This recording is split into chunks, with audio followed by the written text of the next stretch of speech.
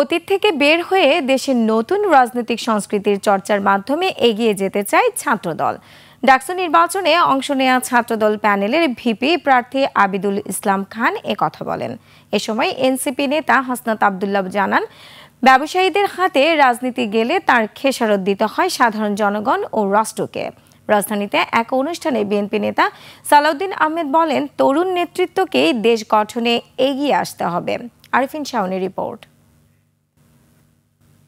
ওয়ালটন এখন দেশের সীমানা পেরিয়ে পৌঁছে গিয়েছে 50টিরও বেশি দেশে।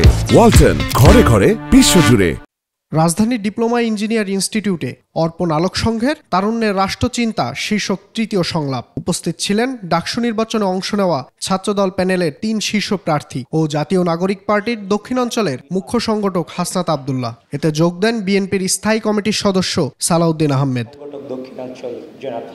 অনুষ্ঠানে ডাকসু নির্বাচনে অংশ নেওয়া ছাত্রদল প্যানেলের ভিপি প্রার্থী আবিদুল ইসলাম খান বলেন, ছাত্রদল নতুন রাজনৈতিক সংস্কৃতি চর্চায় বিশ্বাস করে। বাংলাদেশের যে নির্বাচনী কালচার, নেগেটিভ রেজাল্ট আসার পরে বিক্ষোভ করা, অবরোধ করা, মিছিল করা, আমরা কিন্তু বিশাল স্যাক্রিফাইসের মধ্য দিয়ে পূর্বের রাজনৈতিক সংস্কৃতিতে ফিরে না গিয়ে আমরা ধৈর্য ধারণ করেছি।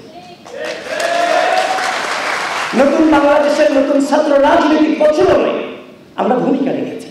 একই অনুষ্ঠানে এনসিপি নেতা হাসনাত আব্দুল্লাহ বলেন, ব্যবসায়ীদের হাতে কুক্ষিগত হয়েছে রাজনীতি। আমরা একটা জেনারেশনাল একটা ফাইটের মধ্যে রয়েছি। তরুণ প্রজন্ম এবং পূর্ব প্রজন্মের এই জেনারেশনাল ফাইটটাকে আমাদের ডিকোড করতে হবে। অনুষ্ঠানে বিএনপির স্থায়ী কমিটির সদস্য সালাউদ্দিন আহমেদ বলেন, সুষ্ঠু গণতান্ত্রিক ও রাজনৈতিক চর্চার মধ্য দিয়েই তরুণদের সামনের দিকে এগিয়ে যেতে হবে। বাংলাদেশের গণতান্ত্রিক সংস্কৃতিতে অনেক পরিবর্তন হয়েছে। আমরা চর্চার মধ্য দিয়ে আছি রাজনৈতিক সংস্কৃতির, সেই চর্চা করতে করতে আমরা এটাকেই ধারণ করব। আমরা ঐক্যবদ্ধ থাকব জাতীয় ইস্যুতে। দেশ গঠনে তরুণদের গণতান্ত্রিক উপায়ে মিলেমিশে কাজ করার আহ্বান জানান সালাউদ্দিন আহমেদ। সকল তরুণ নেতৃবৃন্দ। আরিফিন শাওন, 21 টেলিভিশন, ঢাকা।